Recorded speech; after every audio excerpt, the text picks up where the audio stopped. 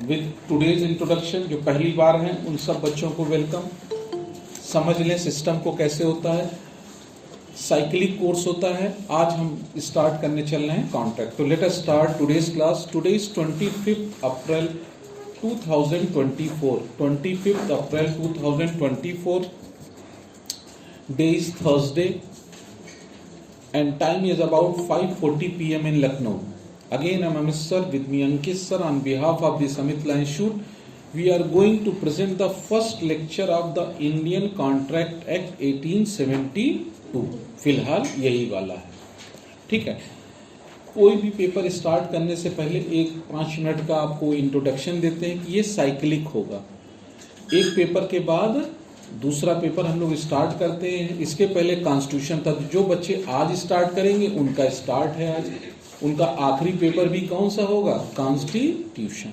यानी कॉन्ट्रैक्ट से स्टार्ट करेंगे तो करीब करीब 17 to 18 मंथ में फिर से कॉन्स्टिट्यूशन एंड होगा। तो इसको साइक्लिक कहते हैं। किसी का ना कुछ छूटा है और किसी का कुछ भी लेफ्ट नहीं है। हर पेपर से नई स्टार्ट होती। कुछ बच्चे लेफ्ट ओवर होते हैं, उनका कोर्स पूरा हो जाता है, और कुछ नए बच्चे जुड़ते हैं। इस तरह से राज्यसभा का जैसे पढ़ाए थे ना, हर 2 साल पे 1/3 लोग क्या होते हैं? रिटायर होते हैं। तो हमारे 18 महीने क्या हर 2 महीने 1 महीने पे ये बच्चे जाते हैं और फिर नए बच्चे आते हैं, ठीक।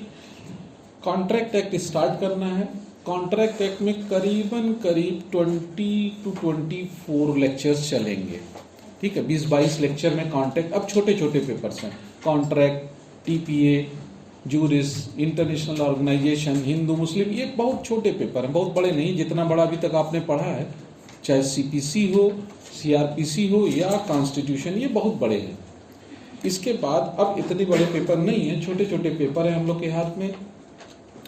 बीच में जरूर प्रयास करेंगे जुलाई अगस्त में जो तीनों नए एक्ट आए हैं क्रिमिनल लॉज में, if they are in force, तो हम लोग उसको इंट्रोड्यूस कर देंगे विद नोट्स। कोशिश कर रहे हैं, पूरा चल रहा हमारा काम, उधर भी पैरेलल।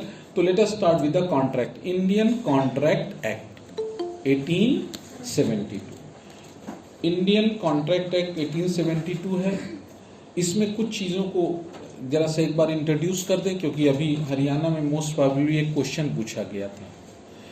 उसी क्वेश्चन को शायद आप भेज दिए कि नहीं? जो हमने भिजवाया, हाँ, हमने आपको भिजवाया भी है। अच्छा, कुछ चीज़ें आप सबको, जो नए बच्चे हैं, कुछ चीज़ें आपके पास स्टैटिक नोट्स में मिलेंगे, जिससे लिखवाने में समय कम हम लोग का जाए, और कुछ चीज़ें हम लोग रोज का रोज टेलीग्राम पे भेजेंगे। किताब की आवश्यकता है भी और नहीं भी, वो आप खुद डिसाइड कर लेना, ठीक है। कैलाश राय, doctor Avtar Singh, SK Kapoor, William अंसन की किताब चिटीज कॉन्ट्रैक्ट, जो मन हो वो ले लो, पढ़ोगे को नहीं। काम केवल आएगी एमसीक्यू, है ना। काम केवल क्या आएगी? वही एमसीक्यू ही काम आएगी। ढेर सारे पेपर सॉल्व करने, और बेयर एक्ट आपके पास होनी ही चाहिए। हम लोग डिस्कशन पे आ रहे थे, तो सबसे पहले इस्टेब्लिशमेंट ऑफ कोर्ट। देखिए, कॉन्ट्रैक्ट का काम जो है प्री ब्रिटिशर्स इरा, यानी जो ब्रिटिशर्स इरा, प्री इंडिपेंडेंस इरा, तब से चल रहा है। क्योंकि एक्ट कब का है? 1872। तो कॉन्ट्रैक्ट तो आज की चीज नहीं है ना। कॉन्ट्रैक्ट तो जब ईस्ट इंडिया कंपनी आई थी तब भी हो रहा था। कॉन्ट्रैक्ट पहले से हो रहा है, पर पहले contract governed by the customary laws. और ब्रिटिशर्स ने सबसे पहले जो इंट्रोड्यूस किया, अभी आपसे पूछा गया है, थोड़ा सा हिस्टोरिकल भी हर बार कोशिश करते हैं। अभी हम लोगों ने पढ़ा तो 1724 में, ये आपके नोट्स में नहीं होगा, हमने भेजा है, इसको बस समझ लीजिए। पूछा गया मेरे ख्याल से कि ओल्डेस्ट कोर्ट ब्रिटिश इंडिया में कौन सी थी? मेयर्स कोर्ट, ये पूछा गया हरियाणा में। 1724 में 3 presidencies town, Calcutta, Madras and Bombay. 1726, ठीक है। 1726 में 3 मेयर कोर्ट्स बनी थी इंडिया में। पूछा गया था, प्री में जीएस में पूछा जाता है कि ओल्डेस्ट कोर्ट इन इंडिया, सबसे पुरानी कोर्ट कौन सी है? Myers court. 1726 में बनी। 3 प्रेसिडेंसी टाउन्स में मेयर्स कोर्ट बनी, जो सिविल लॉ को एडमिनिस्टर कर रही थी। ब्रिटिश सिविल लॉ को इंडिया में एडमिनिस्ट्रेशन का काम उनको दिया गया। उसके बाद हम लोग जानते हैं रेगुलेटिंग एक्ट वगैरह आने के बाद 17 देखो 94 है ना, 1794 में इस कैलकाटा की मेयर कोर्ट को की जगह रिप्लेस हो गई सुप्रीम कोर्ट। 1794 में जो कैलकाटा की मेयर कोर्ट थी वो किसके रूप में रिप्लेस हो गई? वो सुप्रीम कोर्ट। तो सुप्रीम कोर्ट इन कैलकाटा 1794। और जो बॉम्बे और मद्रास में जो मेयर्स कोर्ट थी उसकी रिप्लेस किया रिकॉर्डर्स कोर्ट। उसको रिप्लेस किया, हमने लिख के भिजवाया अभी अभी, उसको रिप्लेस किया रिकॉर्डर्स कोर्ट। और फिर 10-10 साल बाद बॉम्बे में भी और मद्रास में भी जो वहाँ की रिकॉर्डर्स कोर्ट थी वो भी कन्वर्ट हो गई सुप्रीम कोर्ट में। तो प्री के लिए ओल्डेस्ट कोर्ट कौन सी है जो सिविल लॉ को एडमिनिस्टर कर रही थी? It is the mayor's court. Mayor court को किसने रिप्लेस किया? सुप्रीम कोर्ट ने। मेयर्स कोर्ट को सुप्रीम कोर्ट ने रिप्लेस किया। और फिर सुप्रीम कोर्ट को हम सब जानते हैं इंडियन चार्टर एक्ट 1862 में इन तीनों प्रेसिडेंसी टाउन में सुप्रीम कोर्ट को रिप्लेस किया हाई कोर्ट ने। ओल्डेस्ट हाई कोर्ट इन्हीं के पास है ना। तो अब देखिए जो 1726 में मेयर कोर्ट का जर्नी स्टार्ट हुआ वो इन बिटवीन यानी 1794 में वही मेयर कोर्ट अब सुप्रीम कोर्ट बन गई। और फिर 1862 में सुप्रीम कोर्ट को किसने फुल फ्लेज रिप्लेस किया? High court. वो आज भी है। तो इस तरह से प्री में इसलिए बताना जरूरी हो जाता है, प्रिलिमिनरी में पूछा जाता है इंडिया में ओल्डेस्ट कोर्ट कौन सी थी? Mayor's court. Then supreme court, फिर कौन सी आई? High court. ठीक। उसके बाद दूसरी पॉइंट मैं जो फिर बताना चाहता हूं, क्योंकि अब एग्जामिनर कुछ दूसरे निगाह से देखना चाह रहा है चीजों को, एग्जाम को। तो अब दूसरी निगाह ये है कि हम लोग जानते हैं लॉ कमीशन का एस्टेब्लिशमेंट हम पढ़ा चुके हैं 1833 के चार्टर एक्ट में लिखा गया था। किस एक्ट में लिखा गया था? Charter act of 1833। सेक्शन पूछा जा सकता है। सेक्शन मेरे ख्याल से मैंने भेजा 53 है ना, देखो 53। ये इसलिए कर लीजिएगा क्योंकि किताब में लिखा हुआ है by the virtue of section 53 of Indian charter act 1863। Charter act 1863 से सेक्शन 53 था, जो उस एक्ट का सेक्शन 53 था वो प्रोविजन रखता था for establishment of law commission. Bharat में भारत के लिए लॉ बनाई जाए। किस सेक्शन से? Section 53 of charter act 1833। ये जर्नी पूरी हमने पॉलिटिकल हिस्ट्री में पढ़ाया है कॉन्स्टिट्यूशन के। ठीक। अब इसके बाद 4 लॉ कमीशन बनी, 3 का जिक्र होता है। 3 में सबसे पहला प्री के लिए याद रखिएगा 1835 में फर्स्ट लॉ कमीशन, ठीक है, 1853 में सेकेंड लॉ कमीशन और 1861 में थर्ड लॉ कमीशन। ये ईयर सहित याद रखिएगा क्योंकि मुझे अभी इंट्यूशन है इन सब चीज़ों को लेके, यानी ये अब पूछा जा सकता है। तो हमने लिख के इसीलिए आप सबको टेलीग्राम पे सेंड आइटम में भेज दिया है। फर्स्ट लॉ कमीशन 1835 जिसने आईपीसी बनाई थी ना, आईपीसी भी बनी थी, सीआरपीसी भी बनी थी, सीपीसी सब बनी थी, मगर कुछ इन्फोर्स हुई कुछ नहीं। तो फर्स्ट लॉ कमीशन ने आईपीसी बनाया। सेकेंड लॉ कमीशन का काम था to consolidate to make the recommendation. First law commission किसका चेयरमैनशिप था? Macaulay, lord Macaulay. Second John Romilly, second John Romilly थे। उन्होंने कहा there can be no codification of personal laws. Hindu और मुस्लिम के कोई पर्सनल लॉ पे कोई कोडिफिकेशन नहीं होगा। लेक्स लोकी का रिपोर्ट था। तीसरा जो लॉ कमीशन था वो भी जॉन रोमिली। कौन चेयरमैन थे थर्ड लॉ कमीशन के? जॉन 1861 याद रखिएगा। और यही थर्ड लॉ कमीशन है जिसने अपने सेकेंड ड्राफ्ट में जो रिकमेंडेशन दिया उसी से इंडियन कॉन्ट्रैक्ट एक्ट बना। इंडियन कॉन्ट्रैक्ट एक्ट का जो बनना है वो थर्ड लॉ कमीशन की देन है। किस लॉ कमीशन की? Third law commission. Third law commission ने इंडियन एविडेंस एक्ट का ड्राफ्ट प्रिपेयर किया और उसी पे, और बोलते हैं रैंकिन बोलते हैं it is the very honest effort to import the British contract act in a Indian context. जो ब्रिटेन का कॉन्ट्रैक्ट एक्ट था वही यहाँ पर चलाया गया, थोड़ा सा मॉडिफिकेशन। यहाँ पर थोड़ा मॉडिफिकेशन कर देते ना, जैसे बाहर से आप खरीद के कोई इम्पोर्टेड गाड़ी लाए, एक बच्चा है अपने यहाँ इम्पोर्टेड गिटार मंगाया, मगर इम्पोर्टेड गिटार से नहीं, हाथ तो हमारा देसी है ना, तो थोड़ा सा जैसे बजाने उजाने में थोड़ा चेंज करना पड़ेगा ना, तो है ना बेटा, सही, एकदम सही। तो उसी तरह बाहर से ला रहे हो रॉयल्स रॉयल्स, बड़ी एकदम बड़ी गाड़ी ला रहे हो, इतनी बड़ी कि वो मोहल्ले में हटेगी ही नहीं, तो या तो मकान चेंज करोगे या उसके लिए कहीं गैराज खरीदोगे, तो या उसके टायर आपको लग रहे नाटे हैं, ये खेत में नहीं चल पाएगी, तो थोड़ा सा उसमें टायर आपने ट्रैक्टर वाले डाल दिए। इंजन इनोवेशन, इसको हम लोग क्या बोलते हैं, Indians are very innovative, we don't make inventions, हम क्या बोलते हैं, इनोवेशन। बस एक बार तुम दे दो, उसमें जो बना के लगा देंगे ना, वो कोई कर ही नहीं सकता। मॉडिफिकेशन में हम बहुत उस्ताद हैं, क्योंकि क्यों नहीं हम लोग बना पाते, रीजन है कि उतना हमारे पास अपॉर्चुनिटीज और एवेन्यूज अवेलेबल नहीं है, उतना ना हमारे पास अपॉर्चुनिटी ना सिक्योरिटी है। यहाँ बच्चा अगर तैयारी नहीं करेगा पीसीए जे की IIT के, तो क्या बैठे घर पे वो अगर कुछ बनाने लगा तो कहेंगे मैकेनिक बनेगा ना। यहाँ तो यही है ना, विदेशों में तो कोई फॉर्मल डिग्री की जरूरत नहीं है। हम लोग जानते हैं ना, जो अपने एलियन मस्क साहब हैं, उनकी कोई फॉर्मल डिग्री नहीं है, और रॉकेट साइंटिस्ट से भी बड़े हैं, आप सब जानते हैं ना, स्टारलिंक प्रोजेक्ट है उनका। तो भारत में हर चीज कौन सी डिग्री चलती है, फॉर्मल, इसीलिए न्यू एजुकेशन पॉलिसी में थोड़ा इससे हट के बात करी गई है। तो हम लोग जानते हैं कॉन्ट्रैक्ट एक्ट जब बना तो इसका इन्फोर्समेंट हुआ, देखिए 1 सितंबर 1872 को, तब से अभी तक चल रही है, कब तक चलेगी हम नहीं जानते।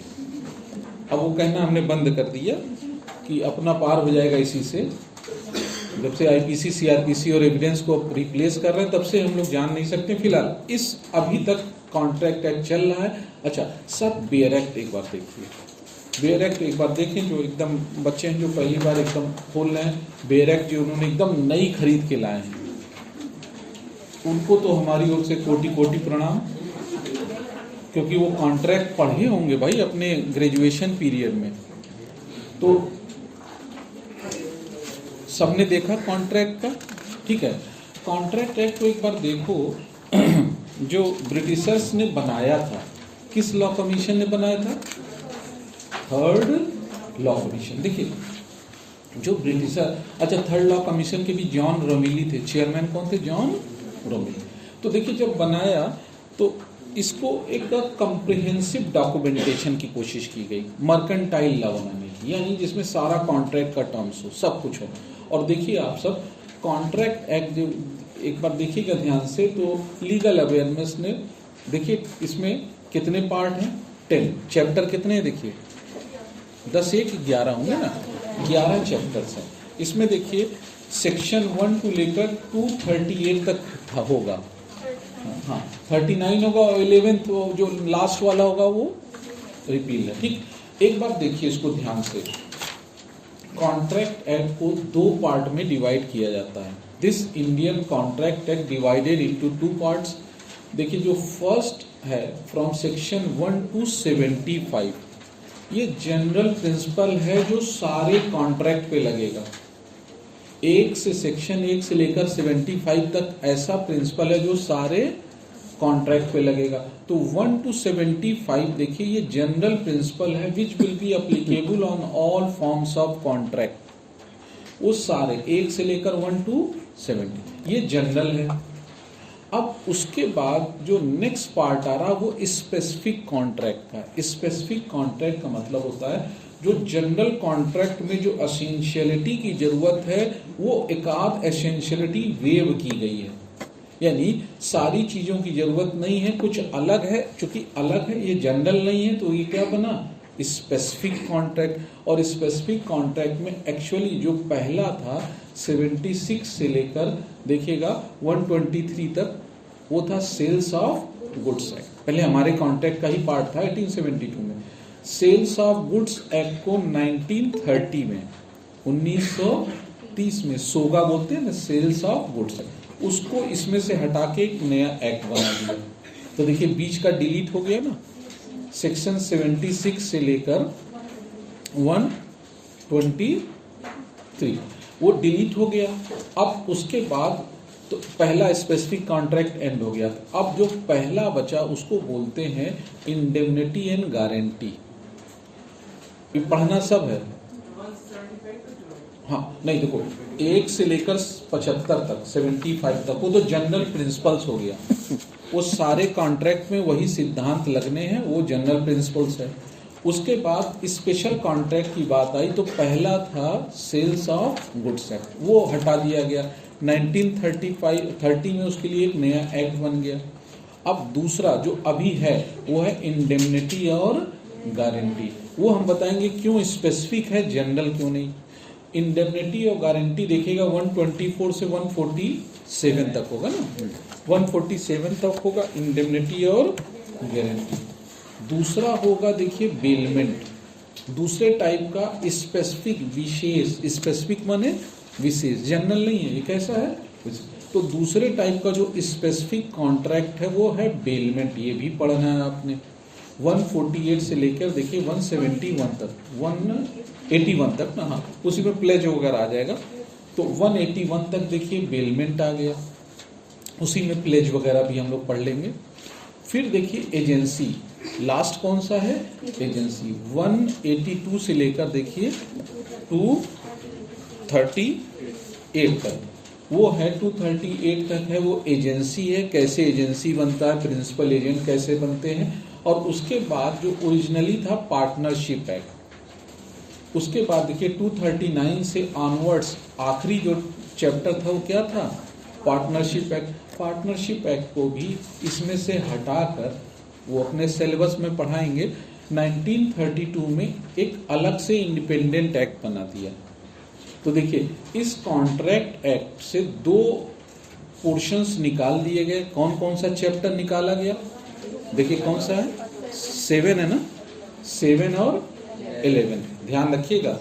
7th चैप्टर था सेल्स ऑफ गुड्स एक्ट का और 11th चैप्टर किसका है, 7 और 11 को हटा दिया गया 1930 और 32 में, और वो अब एक इंडिपेंडेंट एक्ट के रूप में काम कर रहे हैं। यानी अब हमारे पास जो स्पेसिफिक कॉन्ट्रैक्ट के रूप में बचा है वो इंडेमनिटी, गारंटी, बेलमेंट और एजेंसी। पूछा जाए कितने स्पेसिफिक कॉन्ट्रैक्ट हैं, 3। पहले कितने थे, 5 थे, अब बचे 3। तो ये तो लीगल अवेयरनेस हो गई। पढ़ना सब है, सब पढ़ाएंगे हम लोग इस 20, 22, 23, 25 लेक्चर्स में, सारा ये सफर पूरा होगा। अब देखिए आपसे पूछा जाए कि whether this Indian contract act 1872 is a comprehensive complete on a terms of contract, क्या अपने आप में ये पूर्ण है, तो नहीं। क्यों कंप्लीट नहीं है, क्योंकि सर इसमें से सेल्स ऑफ गुड्स एक्ट हटाया गया, पार्टनरशिप हटा दिया गया, निगोशिएबल इंस्ट्रूमेंट इसका पार्ट नहीं था। तो इस तरह हम कह सकते हैं कॉम्प्रिहेंसिव का मतलब कंप्लीट कोड। तो हम कह सकते हैं ये कॉम्प्रिहेंसिव नहीं है, ये कंप्लीट नहीं है, ये एग्जॉस्टिव नहीं है। क्यों, क्योंकि इसमें से बहुत कुछ कॉन्ट्रैक्ट के प्रोविजंस इसमें दिए गए हैं, बाकी के लिए जो अलग एक्ट बनाया गया है। ठीक, तो इस तरह से जब पहला पोर्शन पढ़ेंगे फ्रॉम सेक्शन 1 to 75, ये जनरल होगा, हर कॉन्ट्रैक्ट में एप्लीकेबल होगा। उसके बाद जो स्पेसिफिक होगा वो स्पेसिफिक कॉन्ट्रैक्ट के लिए ही वो एसेंशियल एलिमेंट होंगे। ठीक है, अब इसके बाद हम लोग थोड़ी सी चीज और थोड़ी आपको जनरल अवेयरनेस की बात करें, बाकी तो स्टार्ट कर ही देंगे, है ना। कई बार पढ़ाए हैं इसलिए कोई ऐसा नहीं, घबराना नहीं, है ना। पहली बार वाला है ही नहीं, पहली बार तो पढ़ाए थे 2006 में, तो अब काफ़ी पुराना हो गया, तो ये मत सोचना पहला ऑपरेशन है। हालांकि हमको डर हर बार लगता है।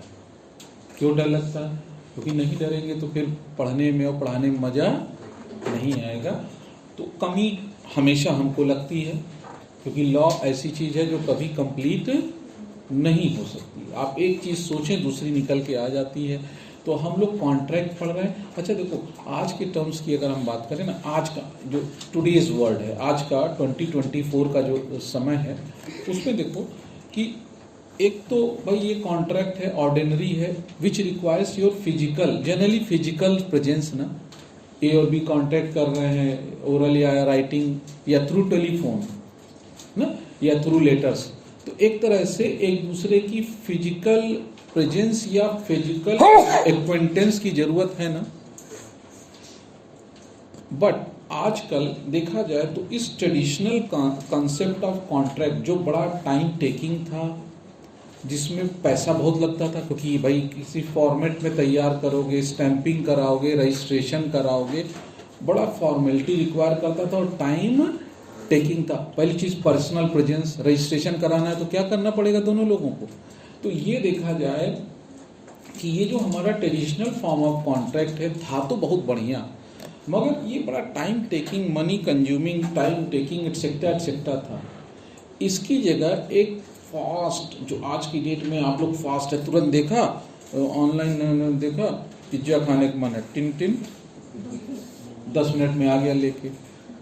आखिर ये वो कॉन्ट्रैक्ट तो हो ही नहीं सकता ना जो हम लोग सोचें पहले हम उससे प्रपोजल दें। भाई बेसिक कॉन्ट्रैक्ट का क्या है, पहले आपने प्रपोजल भेजा, अगले ने उसको एक्सेप्ट किया, एक्सेप्टेंस के बाद तब फिर प्रपोजल को कंप्लीट किया गया।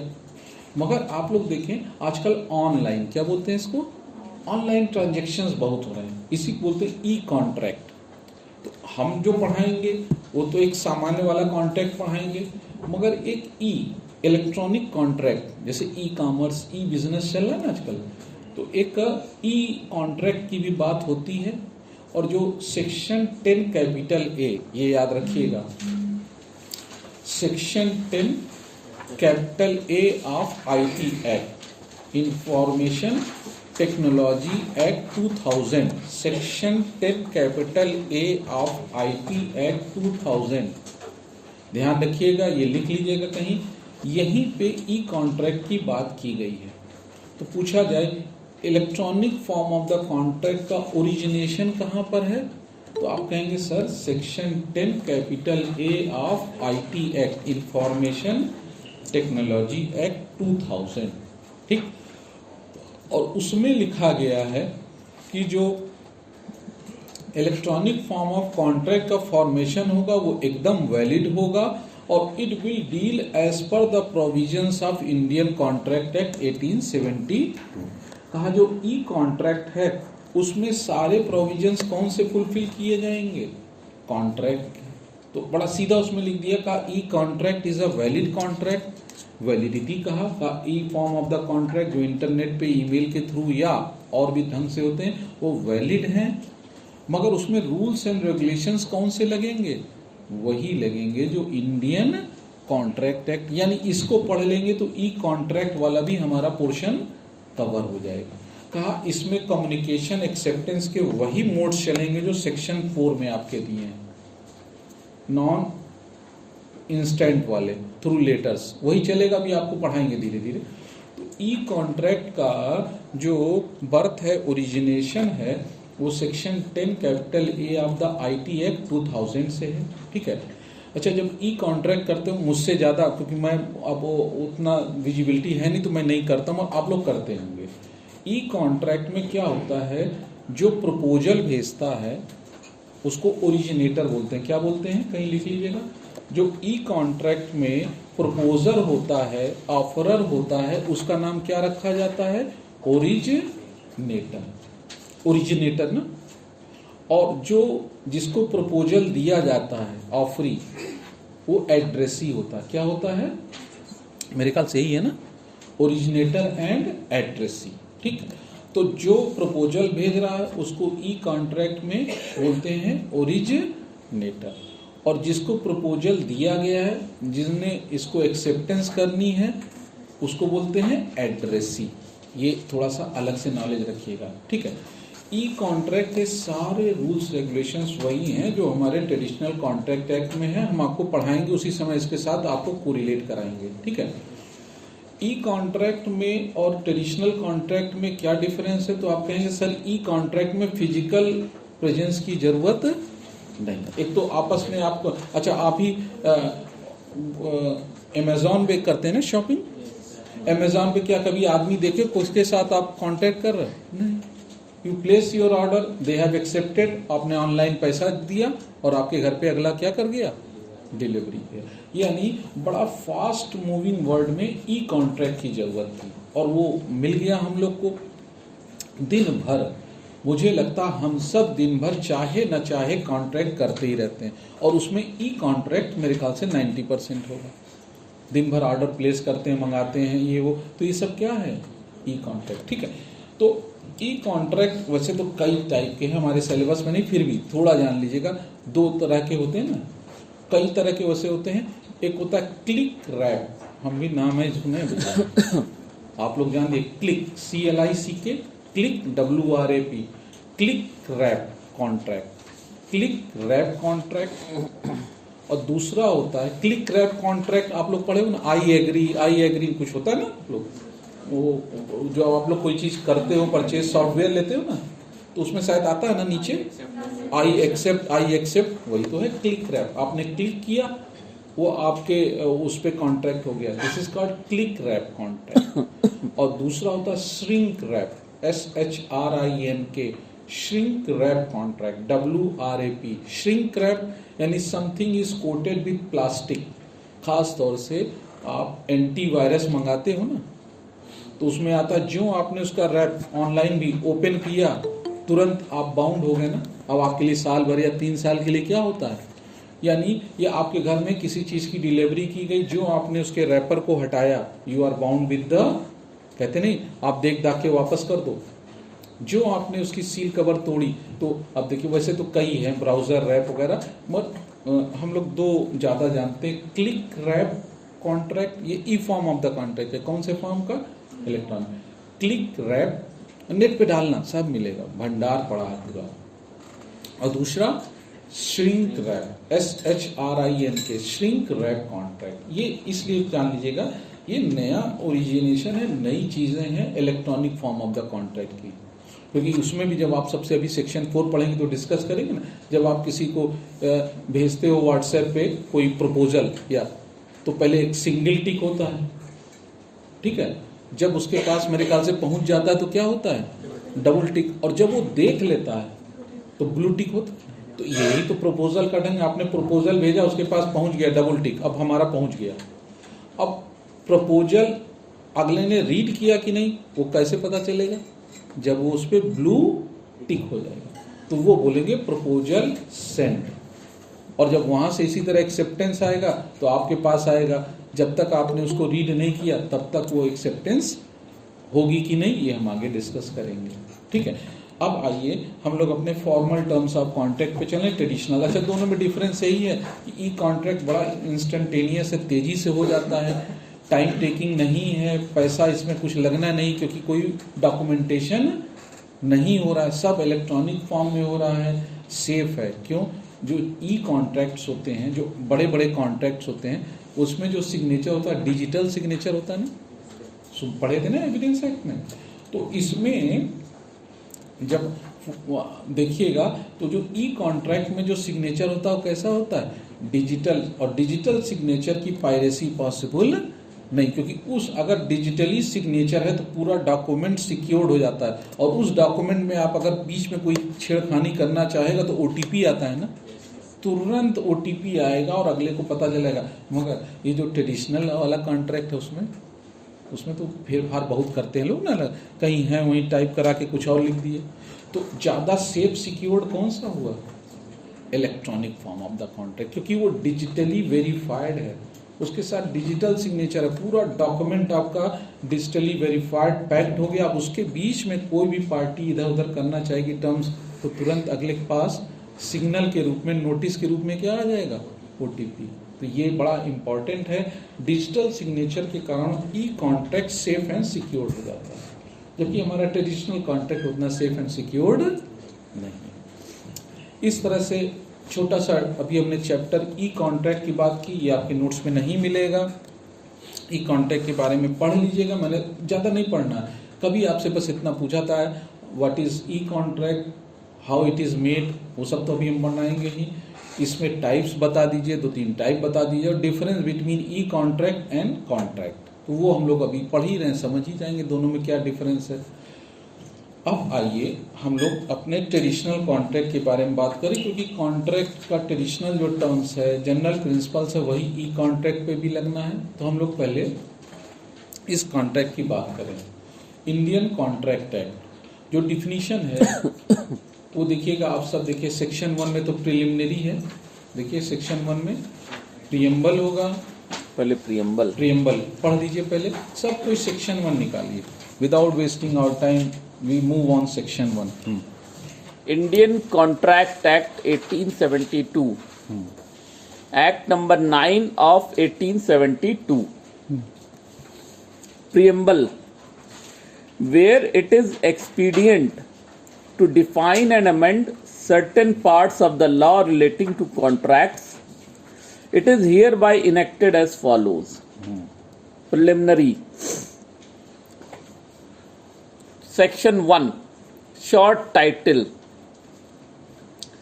This act may be called the Indian Contract Act 1872. Extent commencement.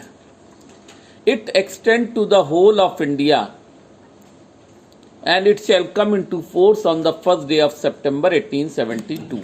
ठीक है, देखिए कह रहा है where it is necessary to consolidate and define, है ना? ठीक है, क्या था? डिफाइन है, expedient to define and amend, DA ही केवल है ना, जबकि एविडेंस में तीनों वर्ड होता है ना, ठीक है, तो इसीलिए डिफाइन एंड अमेंड है, इसीलिए बहुत ज्यादा आएगा नहीं, where it is expedient to define and amend. तो यहाँ पर कॉन्ट्रैक्ट के बारे में जो डिफाइन करना है, जो चेंज करना है, वो सब करके ये एक्ट रखा गया है। एक्ट ऑफ 9 है, 9वां एक्ट रहा होगा, 9 ऑफ द 1872। फिर कह रहा है ये पूरे इंडिया में लगता है, जम्मू कश्मीर वाला छोड़ दिए क्योंकि अब तो पूरे इंडिया में लगता है, और इसका इन्फोर्समेंट डेट दे दिया। और फिर कहा है कि सेक्शन 2 में डिफिनीशन है, सेक्शन 2 में क्या है इसकी डिफिनीशन, और सेक्शन 2 में जब हम लोग 2H पढ़ेंगे, 2 स्मॉल है, जे तक है, देखना सेक्शन 2 में देखना जे तक होगी डिफिनीशन क्लास। डिफिनीशन इसलिए पढ़ना जरूरी होता है कि अंदर जो टर्म्स आए वो इसी के कंटेक्स्ट में पढ़े जाएंगे, ठीक है। तो अब देखिए इसमें जो डिफिनीशन है 2H, agreement enforceable at law is a contract. Contract क्या होता है? तो कहा ना agreement enforceable at law. 2H की जो डिफिनीशन है ना वो सर विलियम अंसन, कहाँ से आई है? Sir William Anson, Anson's law of contract England में चलती है, उन्हीं की ये डिफिनीशन है। Agreement enforceable at law is a contract, यानी a legally enforceable agreement is a contract which give right to certain parties and obligation on other parties। यानी जो सर विलियम अंसन की डिफिनीशन थी अंसन्स लॉ ऑफ कॉन्ट्रैक्ट की, वही हमारे 2H में accepted है, वही है agreement enforceable at law is a contract. ठीक, हमारी जो डिफिनीशन है वो अलग अलग डिफिनीशंस हैं, अभी एक एक करके हम स्टार्ट करेंगे, मगर उसके पहले जो कुछ चीज़ें हम लोग को और जाननी चाहिए वो ये है कि एक कॉमन एग्जाम्पल लीजिए और कॉमन एग्जाम्पल से कुछ टर्म्स को समझिए। वो टर्म हम लोग समझ जाएंगे तो आगे बड़ा आसान हो जाएगा कॉन्ट्रैक्ट को समझना। कुछ टर्म्स हम लोग लेते हैं, जैसे कॉन्ट्रैक्ट करने के लिए मिनिमम कितने लोग चाहिए? 2 ना भाई, आप अपने से ही कॉन्ट्रैक्ट नहीं, क्योंकि उसमें निगोशिएबिलिटी होती है। तो देखिए मानिए 2 लोग हैं, 2 लोग के बीच कॉन्ट्रैक्ट है, सपोज हम उन 2 लोगों का नाम X एंड Y रख दें, एक X है और दूसरा Y। मान लीजिए Y के पास एक कार है, मान लीजिए suppose Y has a car, Y के पास एक कार है जो वो मूड में है, उसका मूड है कि उसको बेचा जाए, ठीक है, सेल करने के मूड में है। बताया होगा लोगों को, पब्लिक को, या ऑनलाइन आजकल तो सब आता है कि भाई अब B को उसको खरीदने का मन है, सॉरी X को, उसको X और Y है ना 2 लोग, तो X को परचेज करने का मन है कार में कि बड़ा लू चलता है, तो चलो 2 पहिए की जगह कितने चले हम? 4 पहिया, ठीक है। तो अब उनका मन आ गया उस गाड़ी पे, तो अब X को क्या करना है? वाई के सामने एक प्रपोजल रखना है। प्रपोजल समझ गए ना, ऑफर या प्रपोजल। ऑफर की जगह हमारे कॉन्ट्रैक्ट एक्ट में क्या नाम वर्ड यूज किया है, प्रपोजल।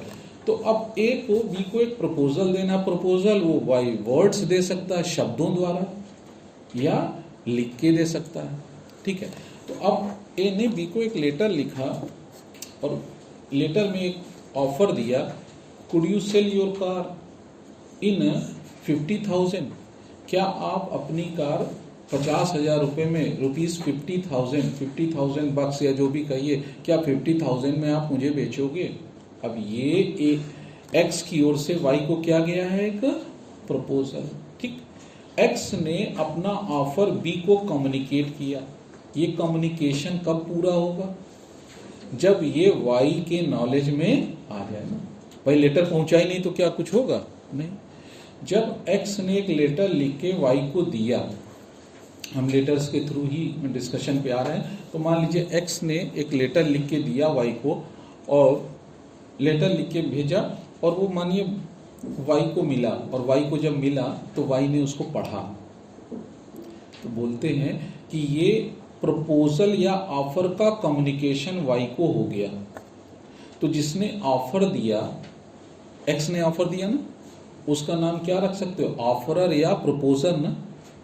ए ने ऑफर दिया, और ए बार बार ए भी आ जा रहा है ना, you can understand with X and Y, ठीक। तो अब देखिए एक्स ने ऑफर दिया, वो बिकम ऑफरर, और उसके ऑफर, उसने अपने ऑफर को मनी मन अगर रखे रहेंगे तो कोई मतलब है क्या। बहुत से लोग ऑफर देना चाहते हैं, मने मन गुदगुदाते रहते हैं कि अगला समझ जाए। कोई समझ पाएगा क्या, इतना कोई हिमालय का योगी होता तो समझ जाता। सेंड योर ऑफर, है ना, एक्सेप्ट होगा नहीं तो फिर कहीं और ऑफर देंगे। कौन सा किसी चीज की कमी है, हाँ कमी तो है नहीं, सृष्टि में पूरा अनंत सीमाएं हैं। हाँ, आप इनविटेशन टू ऑफर देखिए, बच्चा बता रहा है, वो एक स्टेप पहले जा रहा है, ये इंफॉर्मेशन दे के छोड़ देंगे, ठीक। बहुत अच्छी चीज है। वो तो तब होगा ना जब पीसीएजे बन जाओ, तो इंफॉर्मेशन हो गई, उसके बाद तब टेंडर आना शुरू हो जाता है।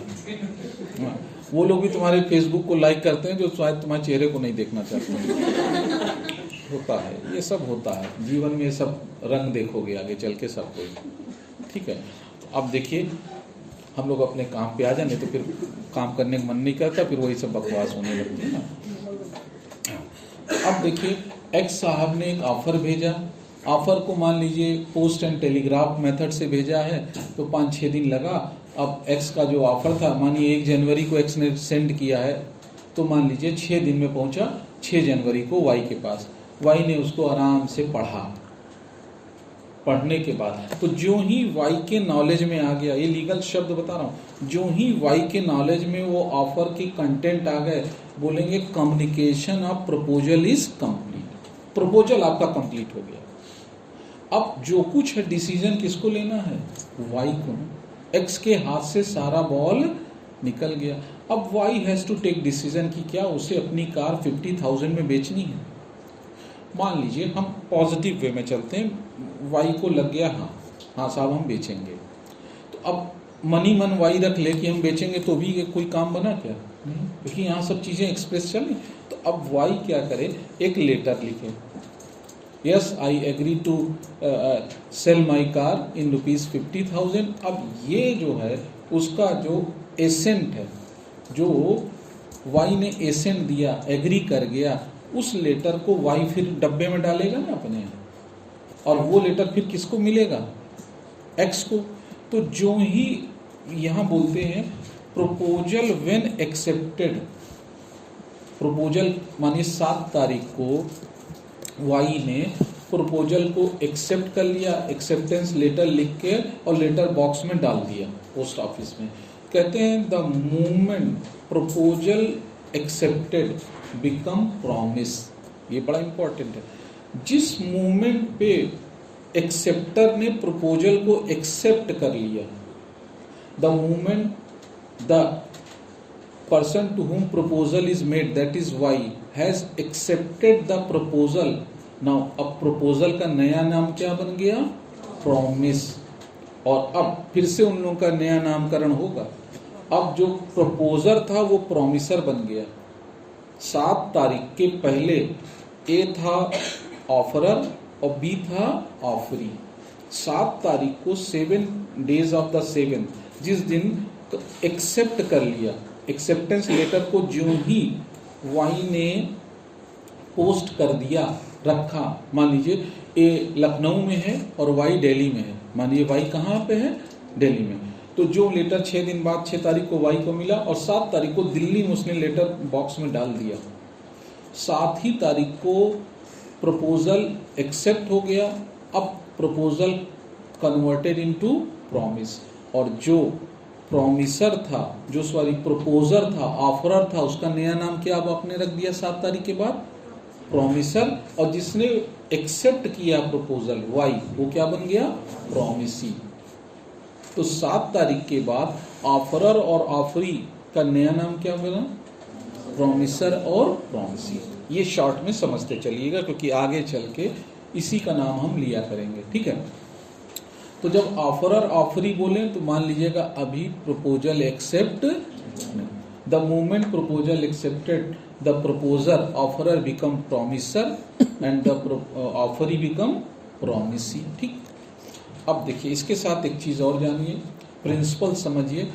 प्रॉमिसर की ओर से जो आता है वो प्रॉमिस, क्या आता है, प्रॉमिस, और जो प्रॉमिसी की ओर से आता है वो कंसीडरेशन आता है। अभी इस पे हम डिस्कस करेंगे। ए ने बी को कहा अगर तुम अपनी कार बेचो तो हम तुम्हें कितना रुपया देंगे, 50,000। प्रॉमिसर एक्स की ओर से जो 50,000 है वो क्या है, प्रॉमिस। अब देखिएगा समझिएगा, प्रॉमिसर की ओर से प्रॉमिस है ₹50,000 का, और प्रॉमिसी की ओर से क्या है, कार देना। तो कार हो गया, तो प्रॉमिसी की ओर से जो कॉन्ट्रैक्ट के लिए मूवमेंट होता है वो होता है कंसीडरेशन। तो हमारे इस इलस्ट्रेशन में प्रॉमिस हुआ ₹50,000, जो किसकी ओर से आ रहा है, प्रॉमिसर की ओर से, और कार आ रही है प्रॉमिसी की ओर से, तो car become the consideration. Promise plus consideration equal to agreement.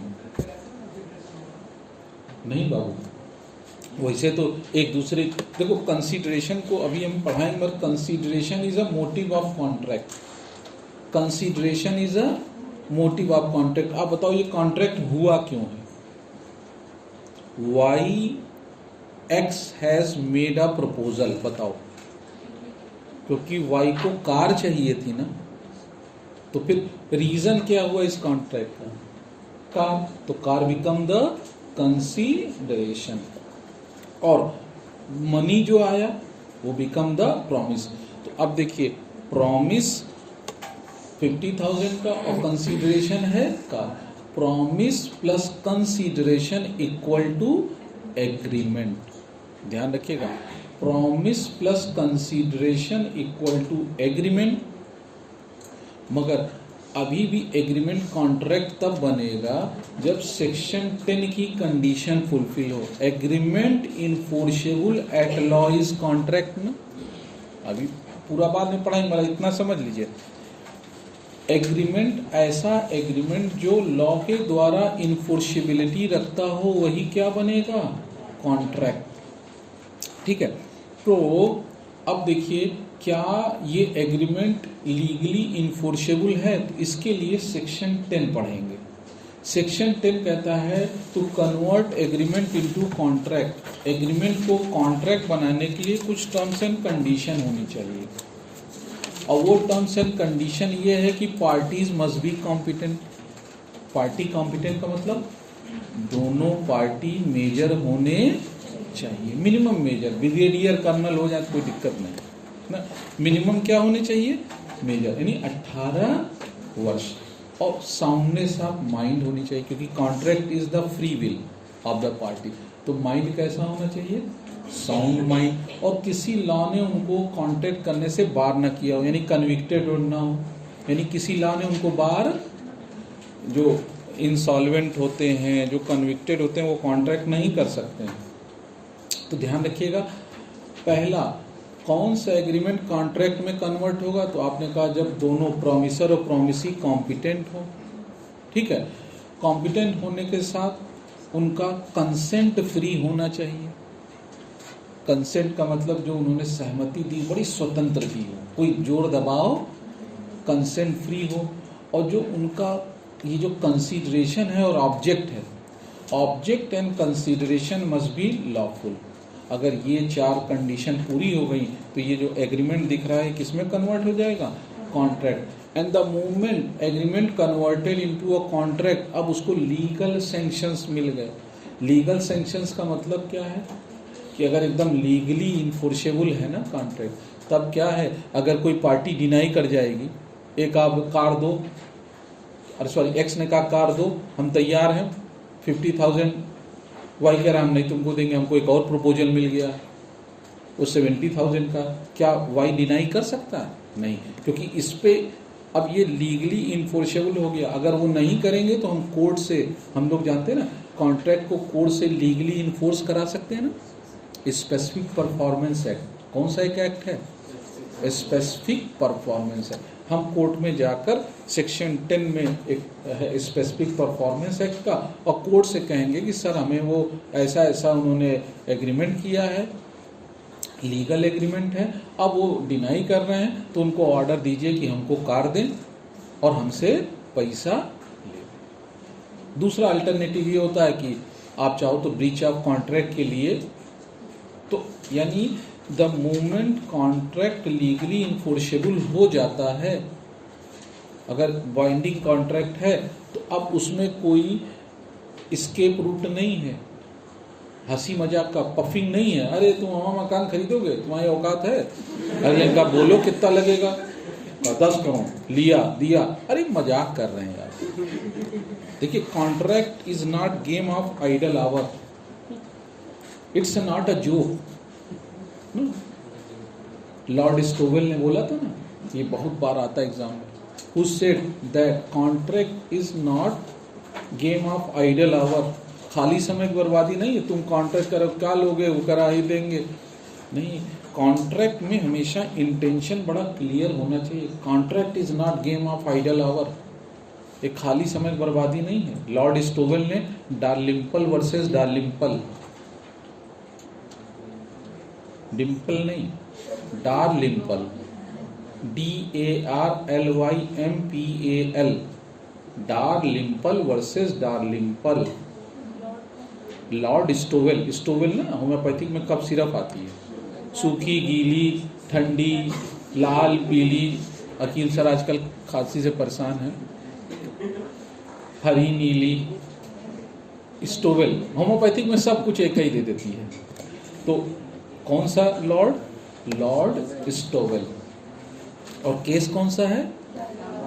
उसी में कहा था it is not game of idle hour. बहुत सीरियस होना पड़ता है, और सीरियस कितना होना पड़ता है उस सीरियसनेस को बताने के लिए विलियम अंसन एक बहुत बढ़िया स्टेटमेंट देते हैं। ज़्यादा समझ नहीं आ रही है? ज़्यादा आया नहीं बाबू, एग्जाम में जाना बड़ा कॉन्ट्रैक्ट झटका देता है, कंफ्यूज हो गए? नहीं, डिम्पल भाभी का नाम नहीं है, वो तो कन्नौज से थी ना। अभी एक कन्नौज से निर्विवाद वो चुनी गई थी ना, जैसे अभी नहीं हुआ बीजेपी का जीत गए हैं सूरत में। तो अब आप देखिए ना, तो ये अगर लॉ में हम लोग लीगल अवेयरनेस देखें तो बेटा ये पहला नहीं है, 35वां है शायद, वो 35वां बंदा है जो अनअपोज्ड जीते हैं। डिम्पल यादव भी कुछ दिन पहले कन्नौज से क्या जीत गई थी? अनअपोज्ड। ठीक है, तो लॉर्ड स्टोवेल ने बोला था डार्लिंपल वर्सेस डार्लिंपल में कि ये आइडल आवर का जोक नहीं है, ये समय की बर्बादी नहीं है। और इसीलिए विलियम अंसन एक बड़ी अच्छी बात बोलते हैं जो आगे चल के बताएंगे एक्सेप्टेंस में। वो कहते हैं कि वाई, हमारा एक्सेप्टर कौन है? वाई ना। हमारे केस में एक्सेप्टेंस कौन दे रहा है? वाई। ऑनलाइन बेटा आवाज आ रही है ना सबको? Yes sir. हाँ बेटा, यस सर। इसको ध्यान से देखिएगा, कॉन्ट्रैक्ट की सीरियसनेस को जरा देखिए। विलियम अंसन कहते हैं कि एक्सेप्टेंस देने से पहले कई बार सोच लेना। The moment you have given the acceptance, देखिए प्रपोजल ने तो प्रपोजल छोड़ दिया, अब उसका काम खत्म। जो ही आपने एक्सेप्टेंस दे दिया, एक्सेप्टेंस कब दिया?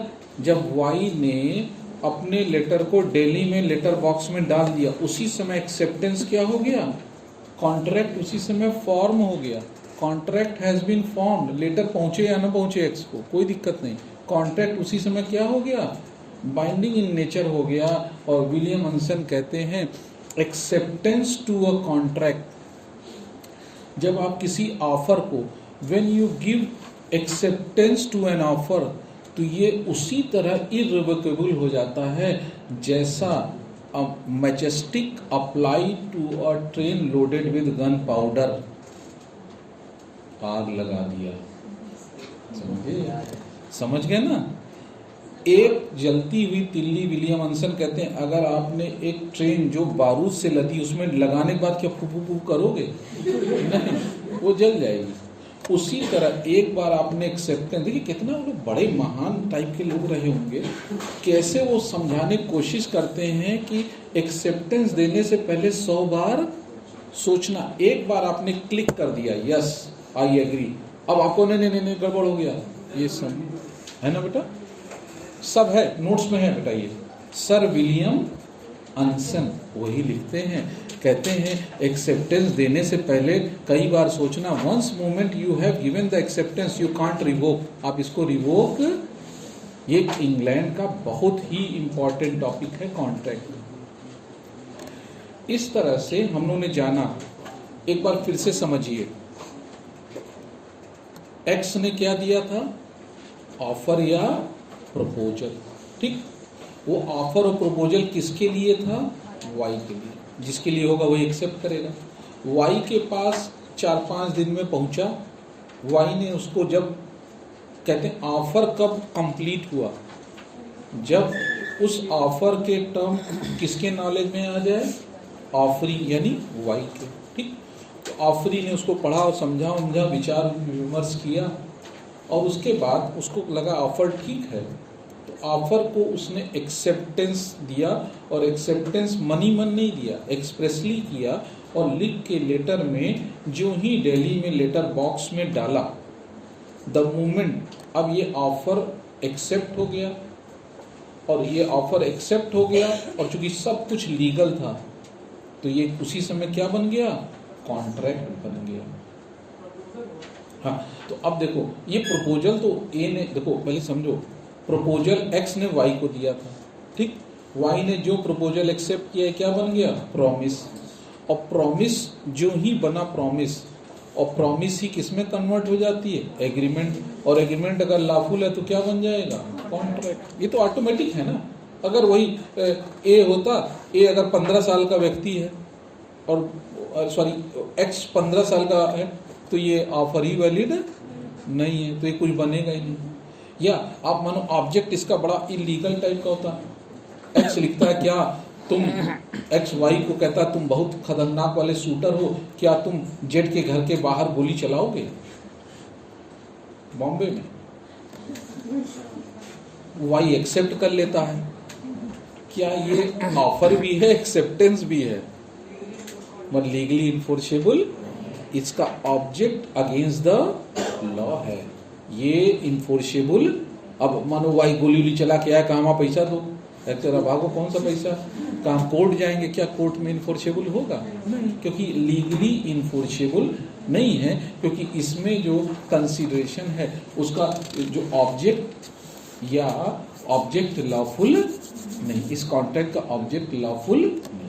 तो ध्यान रखिए, अब हम लोग 3-4 शब्द से इंट्रोड्यूस होने चल रहे हैं। हाँ पूछो।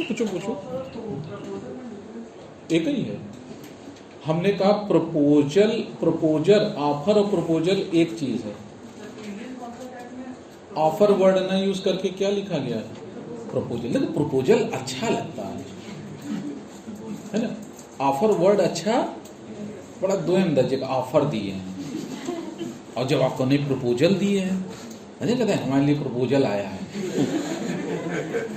नहीं कहते हम इतने लायक हैं, खिड़की दरवाजे दुनिया जहान प्रपोजल आते रहते हैं, जब एक्चुअली शादी करने बैठते तो कुछ नहीं कोई पूछने वाला। तो जिस समय आया था उसी समय कर लेना चाहिए, वेट मत करना। समय हमेशा साथ दे कहाँ जरूरी है, कभी शनिक 7:30 कभी ढैया, है ना, बड़ा मैटर है ये सब। टाइम जोन का ध्यान रखिएगा। आप लोग फिलहाल पढ़ाई करिए, नहीं तो कोई ऑफर ऊपर नहीं आएगा, ठीक है। तो अब देखिए ऑफर और प्रपोजल वर्ड एक है, मगर हमारे यहाँ डिफाइन किसको किया गया है? तो देखो एक बात ध्यान से, बेयर एक्ट में देखना, प्रपोजल को डिफाइन किया गया है 2A में। प्रपोजल को किस में डिफाइन किया गया? 2A में।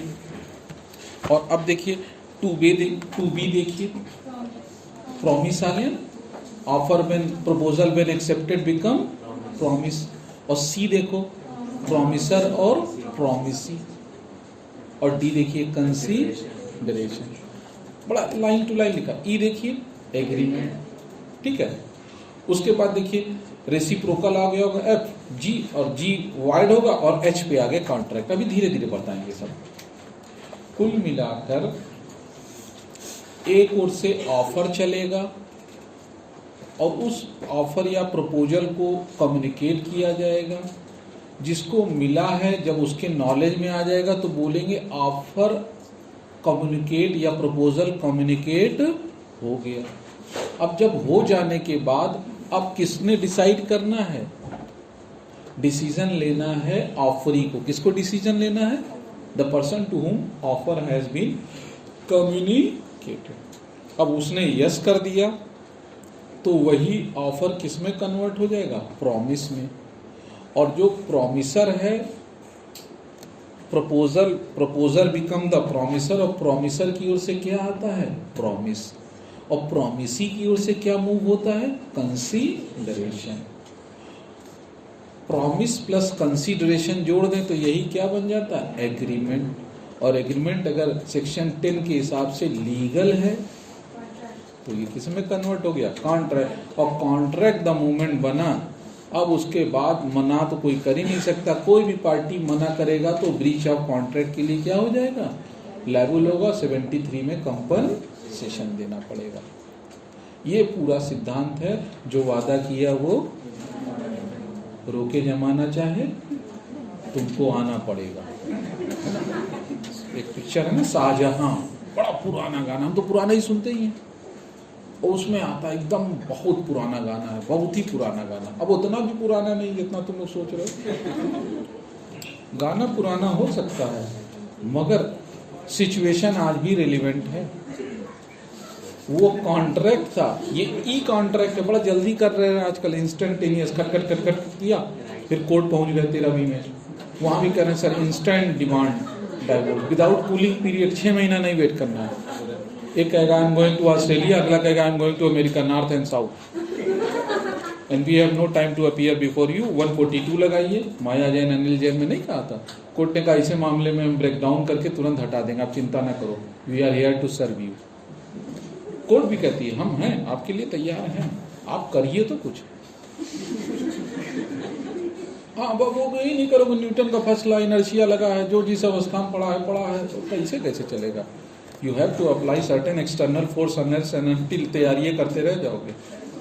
मेहनत करो, एक्स्ट्रा एफर्ट डालो, डॉक्ट्रिन ऑफ एक्सेलरेशन लगाओ, आगे बढ़ो, क्योंकि चीजें सब बदल रही। बड़ा स्मार्ट बच्चे आ गए हैं, आप लोग भी स्मार्ट ही आई नो, बहुत तेज आ गए हैं। 80%, मतलब हम तो यही नहीं समझ पा रहे हैं। 100 में 80% विद निगेटिव मार्किंग। इतना प्रिसीजन, इतना करेक्शन होगा तब आप प्री निकालोगे। यानी व्हाट दिस डे डिमांड, ये AI का जमाना, इसमें क्या डिमांड कर रहा है? No error, mister perfection. किसकी डिमांड है? एकदम परफेक्ट। जो कोई गाय बाय एकदम गलत, अरे हम 7 की जगह 8 लगा गए, ये सब हमारे और सब खत्म। तो बहुत एकदम परफेक्ट होके चलना है। इसीलिए हम लोग भी बड़ा प्रयास करते हैं और आप लोग भी अपना प्रयास करिए। Together we can change. मिलजुल के काम करेंगे तो बदलाव आ सकता है। ठीक, इस तरह से कॉन्ट्रैक्ट में एक ओर से प्रपोजल, दूसरी ओर से एक्सेप्टेंस, प्रॉमिसर प्रॉमिसी, एक ओर से प्रॉमिस, दूसरी ओर से कंसीडरेशन। अब देखिए होगा क्या ना, सारे किताब आप पढ़ लीजिए, कोई भी किताब हो, सारे किताबों में पहला चैप्टर होता है इंट्रोडक्शन, दूसरा होता है rules regarding the offer, offer या प्रपोजल से रिलेटेड कितनी चीजें हैं सब लिख गया होगा एक चैप्टर में। दूसरा होगा कम्युनिकेशन ऑफ एक्सेप्टेंस से रिलेटेड, वो सेक्शन 4-5 होता है। तीसरा चैप्टर देखो आपके भी नोट्स में उसी तरह हमने बनाया है, पहला होगा ऑफर से रिलेटेड। अच्छा, जहाँ लीगल रूल्स फॉर ऑफर लिखा है ना, लीगल नहीं, वो बस रूल्स फॉर ऑफर, लीगल कुछ नहीं है, वो लिखने के ढंग है। देखो पहला चैप्टर होगा ऑफर से रिलेटेड, देखिए नोट्स में पहला चैप्टर है ऑफर, दूसरा चैप्टर होगा देखिए एक्सेप्टेंस, सेकेंड चैप्टर देखिए डील विद द एक्सेप्टेंस, तीसरा चैप्टर होगा देखो कंसीडरेशन, फिर देखिएगा फ्री कंसेंट पे आगे कैपेसिटी और कंसेंट, बस वहीं तक रुकिएगा। यानी एक एक चीजों को हम लोग को एलोबरेटली चलना है, ठीक है। आप सबके नोट्स में आप सब अब नोट्स अपना निकाले रहिए, आप भी नोट्स से स्टार्ट करिए, शुरुआत में देख लें कुछ हो, पहला पेज आ जाइए, फर्स्ट पेज, सब कोई नोट्स निकाल लें, फर्स्ट पेज पे आ जाइए। The Indian contract act 1872 section 1, ये सब हो चुका है, ये सब हो गया होगा, कुछ कटपिट हो तो सही कराएगी, नहीं तो विलियम सितंबर 1872 फर्स्ट। ठीक है। Is the contract act a comprehensive और कंप्लीट डॉक्यूमेंट? शांत।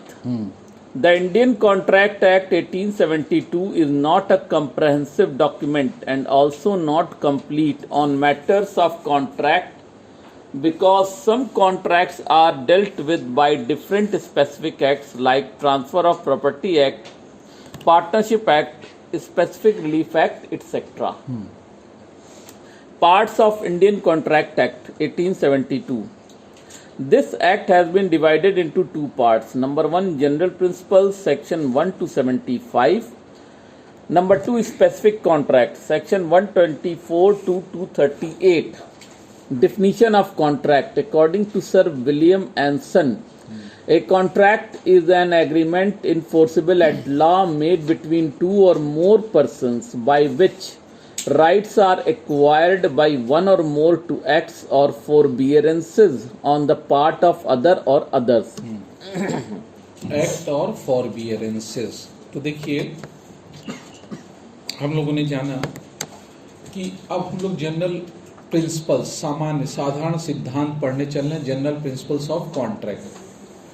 तो अब हम लोग वो पढ़ने चल रहे हैं और उसी में अब स्टार्ट करने चल रहे हैं। इसमें देखो विलियम एंसन ने कहा था दो चीज ना, एकदम शांत, सब कुछ शांत हो जाना है। देखो नए बच्चे आते हैं तो जो पुराने वो कम से कम डिसिप्लिन बनाए रखो, फिर 2-4 दिन बाद शुरू कर देना। Agreement enforceable at law is a contract, यानी कॉन्ट्रैक्ट पे हम देखें, लेकिन वैसे तो दो चीजें हमें जाननी, one is an what is agreement, another is what is legally enforceability. आखिर कैसे इनफोर्सेबल होता है, क्या हर चीज इनफोर्सेबल हो जाएगा? नहीं ना। Puffing, jokes, social invitation type का, आज आइए हमारे यहाँ आप चाय पीने आइए और साथ में पकौड़ी खिलाएंगे, एक यस आई एग्री, पहुंच गया, कितने बजे उधर से आया, व्हाट्सएप ऐसे चलता ना, 7 o'clock, उसने कहा डॉट एकदम पक्का, जल्दी सच जज के गया, वहां देखा थैंक यू वेरी मच वाला लॉक लगा, ताला है ना, ताला लगा हुआ है, ये केस का आप तुम्हारे पर केस करेंगे हम। क्या ये लीगली बाइंडिंग है? नहीं, ये तो सोशल इनविटेशन टाइप का है।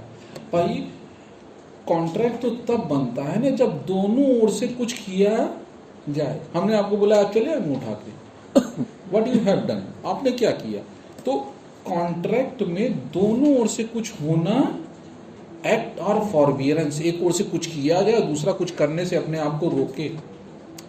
ए ने 50,000 रुपए देने की बात की तो बी ने क्या देने की बात की है? एक है, अच्छा एक कहता, एक टेक एन एग्जाम्पल, एक कहता I want to give you 50,000, आके ले लो, इट इज अ गिफ्ट ना, whether it is a contract. ये एक्सेप्शन है, this is an exception, this is an gift. हम लोग जब 25 पढ़ेंगे, agreement without consideration void, agreement without consideration void. A कह रहा हम तो 50,000 दे रहे हैं, कोर्ट कहेगी बी की ओर से क्या किया गया भाई, हम कैसे कॉन्ट्रैक्ट को इन्फोर्स करा लें. यानी कॉन्ट्रैक्ट के लिए दोनों ओर से कुछ किया जाए या कुछ करने से अपने आप को, ए की ओर से 50,000 आ रहा है तो बी की ओर से भी कुछ आ रहा है, यानी कार आ रही. ए ने कहा आओ 50,000 रुपये ले जाओ, बी पहुंच गया. तो ये जो देने लेने की क्रिया है ये कॉन्ट्रैक्ट नहीं है, this is simply a gift. ये एक्सेप्शन है 25. ये तो गिफ्ट है ना. गिफ्ट इज विदाउट गिफ्ट हमेशा क्या होता है, गिफ्ट इज विदाउट कंसीडरेशन, ये बिना प्रतिफल के होता है गिफ्ट. मगर कॉन्ट्रैक्ट के लिए जरूरी है कि एक ओर से प्रॉमिस आए तो दूसरी ओर से क्या आए, कंसेंट. यानी दोनों ओर से कुछ होना चाहिए, जरूरी नहीं बराबर हो सकता है अगले की कार का वैल्यू हो 10 लाख रुपया, एकदम मार्केट वैल्यू. वाई की कार की वैल्यू 10 लाख रुपए है और एक्स कह रहा क्या तुम मुझे 50,000 में दोगे, वाई तैयार हो गया. कोर्ट का इससे कोई लेना देना. ये equate, promise need not be adequate to the consideration. दोनों बराबर हो, कोर्ट थोड़ी तौलेगी. कोर्ट बस इतना देखेगी कि दोनों ओर से कुछ किया गया या करने के लिए रोका गया है. कानून की नज़र में दोनों ओर से कुछ वैल्यूएबल चीज़ें होनी चाहिए, फ्री विल हो, दोनों का विल कैसा हो, फ्री हो, बस कोर्ट उसको इन्फोर्स कर देगी. ये नहीं कि अगला कह रहे सर हमसे गलती हो गई, हमने अपनी 10 लाख की गाड़ी को 50,000 में तैयार हो गए, कोर्ट कहेगी अब इससे कोई मतलब नहीं, क्योंकि निगोशिएबिलिटी कॉन्ट्रैक्ट का एसेंशियल एलिमेंट होता है. निगोशिएशन कब करोगे, बिफोर गिविंग द एक्सेप्टेंस. अनसन क्या कहते हैं, एक बार एक्सेप्टेंस दे दिए तो रिवोक नहीं होगा. ये इसकी सीरियसनेस की बात करता है. तो हम लोग डिस्कशन करने उसी पे चल रहे हैं. इसी को लेकर ढेर सारा कॉन्ट्रैक्ट, टाइप ऑफ कॉन्ट्रैक्ट की जब बात करेंगे ना तो बहुत है. वाइडेबल, इन्फोर्सेबल, इलीगल, लीगल, अनइन्फोर्सेबल, ठीक है, तमाम तरह के हैं. वो एक एक करके आएंगे तो हम लोग अपना धीरे धीरे उस टॉपिक पे चलेंगे. मगर आज एक चीज़ बस छोटी सी आपको बताते हैं और उसके साथ ही जब आगे प्रोसीड करेंगे तो कोई ये वाला कॉन्ट्रैक्ट तो हम लोग समझ रहे हैं, इसमें फुल ऑफ निगोशिएबिलिटी है ना. ए ने बी से कहा कि आप अपनी कार बेचेंगे, ए और बी बार बार याद आ जा रहा है ना. 14-15 साल से वही कर, आपकी XY करने के चक्कर में आ गए, मगर वही ना, वो चैट जीपीटी में वही घुसा पड़ा दिमाग में. अब देखिए दोनों पार्टीज ने अपना अपना टर्म्स रख दिया. इनके बीच में अभी भी जो चांसेस हैं निगोशिएबिलिटी का है ना, हो सकता है वाई कहे नहीं, I do not accept less than 70,000. अब ये एक्सेप्टेंस तो हुआ नहीं, ये तो काउंटर प्रपोजल हो गया ना. एक्स ने भेजा 50. अच्छा, एक्सेप्टेंस हमेशा मिरर इमेज ऑफ ऑफर होना चाहिए, ध्यान रखिएगा, सेक्शन 7 पढ़ाएंगे. एक्सेप्टेंस हमेशा ऑफर का कैसा होना चाहिए, मिरर ना. मिरर क्या कुछ आप जैसे हैं वैसे दिखाएगा, चाहे सोने में जड़ दो क्या और सुंदर दिखाने लगेगा नहीं. मिरर इमेज का मतलब क्या होता है, जो है एक्चुअली वही दिखाएगा. तो एक हमेशा जानिएगा, एक्सेप्टेंस जब दीजिए तो एकदम ऑफर अनक्वालिफाइड, ठीक है, एकदम जैसा ऑफर है उसी पे आपको एक्सेप्टेंस देना. आपने कुछ दाएं बाएं कर दिया तो आगे चल के पढ़ाएंगे. आपने कहा नहीं यार 70,000 से नीचे नहीं. लेटर पहुंचा, एक्स ने कहा आप रखो अपनी कबाड़ा, तो 50 पे तैयार है. ये पॉसिबल. काउंटर ऑफर अगर अगले ने दे दिया, ऑफरी ने काउंटर ऑफर डाल दिया तो ओरिजिनल ऑफर क्या हो गया, एंड ना. अब फिर नया ऑफर किसकी ओर से आ गया, वाई की ओर से. सब अभी धीरे धीरे शुरू करते हैं. तो ध्यान रखो, इस जो हमारा कॉन्ट्रैक्ट था ना, इसकी जो बेसिक जो जिस्ट थी, जान थी, वो निगोशिएबिलिटी थी. निगोशिएबल, एकदम फ्री. जिस दिन हम लोग महीना बाद पहले, बहुत पहले जाते थे, टी शर्ट देखे, कनखी आँख से ताके, लगाए टी शर्ट देखे, पसंद आई, मत ध्यान, दुकानदार को नहीं बताएंगे हमको पसंद आई, उन्हें रेट बढ़ा देगा. ऐसे देखे, उठाए, कितने में है, ऐसे बताया जाएगा जैसे आपकी इच्छा अच्छा, आपकी तरह के कम से कम रोज 100-500 को डील करता है, तो बड़ा साइकोलॉजिस्ट है। वो कहेगा 500, आपने पटका, आगे बढ़े, रुको कितना दोगे, आपने कहा 100, उसने कहा पोछा लेना है क्या, डस्टर लेने आए, तो आपने कहा फिर वो धीरे से उधर से फिर, यानी एक ओर से ऑफर, दूसरी ओर से काउंटर ऑफर, आप जान ही नहीं पाओगे कौन सा ऑफर एक्सेप्ट हुआ। अंत में 150 या 125 पे आपका मैटर फिक्स हुआ, मगर आपको 2 लेना पड़ेगा, कहेगा तब 2 देंगे, अब 300 रुपया 2 ले जाओ, अभी तुम्हारा हो गया।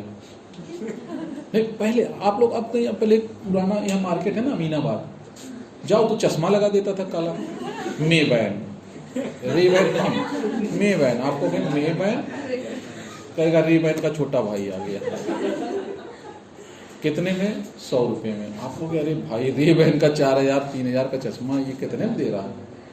अब उसमें भी वो आप बता रहे हो, आपका फोटो तो दिखाएगा, आप देखोगे चला के दिखाएगा वो, अरे बड़ा सब दीज आर द, ये पूरा कॉन्ट्रैक्ट है। देखो तो कॉन्ट्रैक्ट का जो बेसिक जो ब्यूटी थी इसकी क्या थी, निगोशिएबिलिटी, यानी निगोशिएशन कब हो। मगर अब आज जो नया जमाना आया है जिसमें निगोशिएशन एकदम क्या हो गया, एंड हो गया।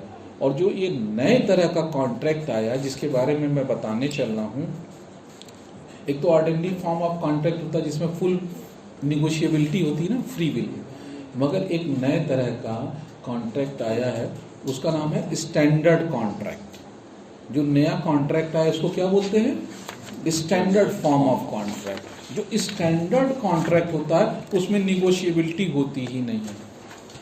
स्टैंडर्ड फॉर्म ऑफ जो कॉन्ट्रैक्ट होता है ना, उसमें कोई निगोशिएबिलिटी, आपने टिकट कराना रेलवे का, आपने फॉर्म डाला, आ गया उसमें इतनी सीट खाली है AC 3 में, इतनी खाली है और टिकट है 700 रुपया। क्या निगोशिएशन कर सकते हैं रेलवे से, क्योंकि उसमें या तो यस करना है या नो करना है। यानी जो आज का LIC आप फॉर्म बन रहे हो, जीवन बीमा, जीवन के साथ जीवन के बाद भी आपको लग रहा है कि नहीं हमारे जाने के बाद भी तरह ही हो जाए, सब गड़बड़ उसमें है, आपने लगा दिया। क्या उसमें आप कहोगे कि LIC के चेयरमैन से हमको बात करनी है, नहीं, क्योंकि उसमें कोई, तो आज जो नई प्रिंटेड फॉर्म में जो आजकल आ रहा है जिसमें केवल जो है person has to accept and has no right to negotiation, इसी बोलते हैं कॉन्ट्रैक्ट ऑफ एडहेशन। कौन सा कॉन्ट्रैक्ट बोलते हैं, चिपकना, जिसमें केवल आप मोहर या सील लगाओ, सिग्नेचर कर दो, बस आपके पास कोई टर्म्स, आप जितना भी आजकल देख रहे हो कॉन्ट्रैक्ट, वो क्या होता है, सब स्टैंडर्ड फॉर्म ऑफ कॉन्ट्रैक्ट होता है।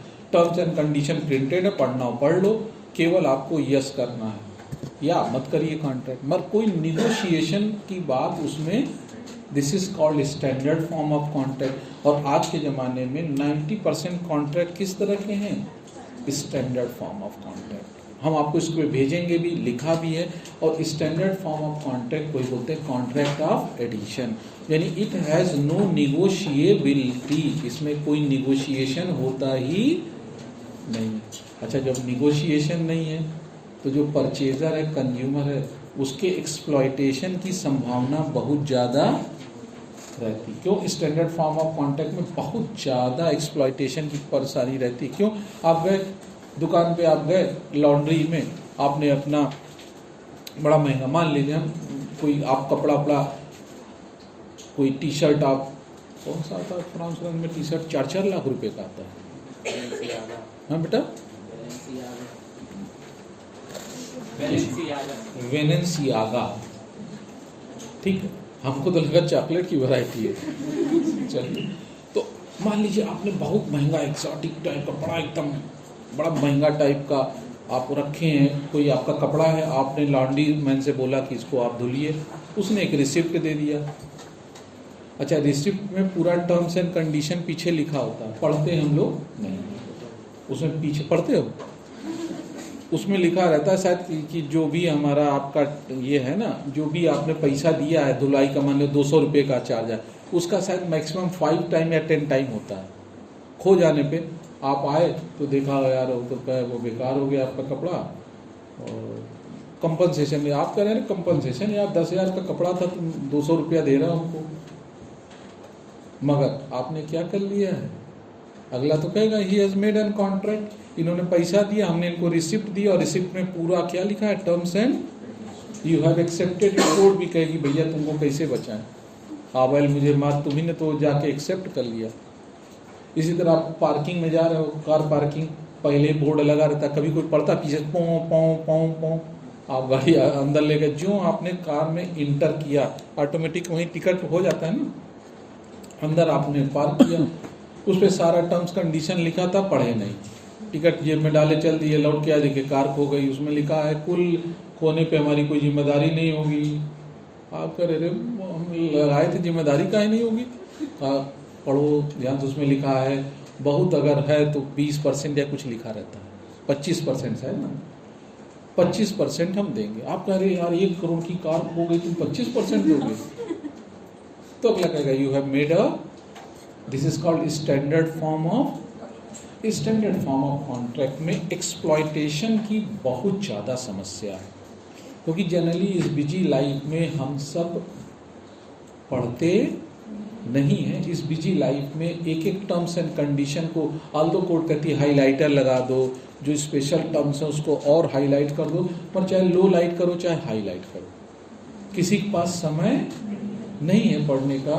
एज अ रिजल्ट एक्सप्लॉइट होते हैं। कोर्ट कहती है इस एक्सप्लॉइटेशन से बचा पाने के लिए हमारे पास कुछ नहीं, मगर फिर भी due to judicial innovations, due to judicial interventions कुछ सेफगार्ड्स दिए गए। There are certain conditions to be imposed on standard form of contract. तो पूछा जाता है what do you understand by standard form of contract and what are the judicial techniques or measures to protect the consumers from exploitation।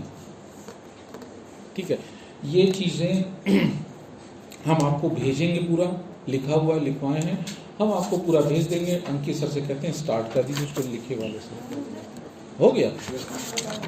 अच्छा, ये हम पहले भेज देंगे, कल आप सबको टेलीग्राम पे मिल जाएगा, और तब फिर हम लोग कल इसको आगे पढ़ाएंगे।